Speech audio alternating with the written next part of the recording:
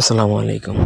আশা করি প্রত্যেকে ভালো আছেন। আজকে আমি আপনাদেরকে দিব বশীকরণ তাবিজ জাগ্রতকরণ। কিভাবে আপনি বশীকরণ তাবিজ জাগ্রত করবেন। তাবিজ যদি জাগ্রত না হয় সেক্ষেত্রে আপনার কাজ হবে না।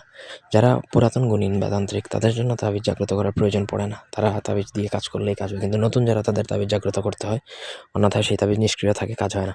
যাই হোক, ব্যক্তিগত যে কোনো প্রয়োজন বা যে কোনো কাজের জন্য স্ক্রিনে দেওয়া নাম্বার আছে, সরাসরি ফোনে, হোয়াটসঅ্যাপে অথবা ইমোতে যোগাযোগ করে যে কোনো কাজ করাতে পারবেন আমাদেরকে দিয়ে, দেশে বা দেশের বাইরে থেকে।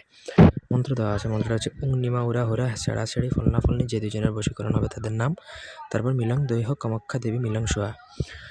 এটা 7 বার পরে আপনাকে যেই তাবিজটা আপনি অঙ্কন করবেন তাতে ফু দিতে হবে। এটা মুখস্থ করতে হবে। গুরুর অনুমতি সাপেক্ষে আপনি যাকে গুরু মানবেন তাকে গুরু দক্ষিণা প্রদান করবেন। আপনার সাধ্য অনুযায়ী গুরু দক্ষিণা দিয়ে তারপর আপনাকে মন্ত্র সিদ্ধ করে সেই মন্ত্রটা আপনাকে পড়তে হবে হচ্ছে এই কিয়েতে, যেই তাবিজটা আপনি অঙ্কন করবেন সেই তাবিজের মধ্যে। অঙ্কন করার সময় আপনার পড়তে হবে না। অঙ্কন করার শেষে আপনাকে জাস্ট 7 বার পরে 7টা ফু দিয়ে তাবিজটা অভিমন্ত্রিত করে তারপর আপনি সেই তাবিজ যেভাবে নিয়ম সেভাবে কাজ করবেন। আপনার তাবিজে কাজ হবে, এটুকু গ্যারান্টি দিচ্ছি। গুল্লি মিস হবে, কাজ মিস হবে না। এটা মূলত হচ্ছে তাবিজ জাগ্রত করার প্রসেস। আশা করি বুঝাইতে পারছি। কোনো অংশ বুঝতে অসুবিধা থাকলে কমেন্ট করে জানাতে পারেন। আপনাদের ব্যক্তিগত যে কোনো প্রয়োজনে আমাদের সাথে যোগাযোগ করতে পারেন স্ক্রিনে দেওয়া নাম্বারে। ধন্যবাদ সবাইকে। আল্লাহ হাফেজ।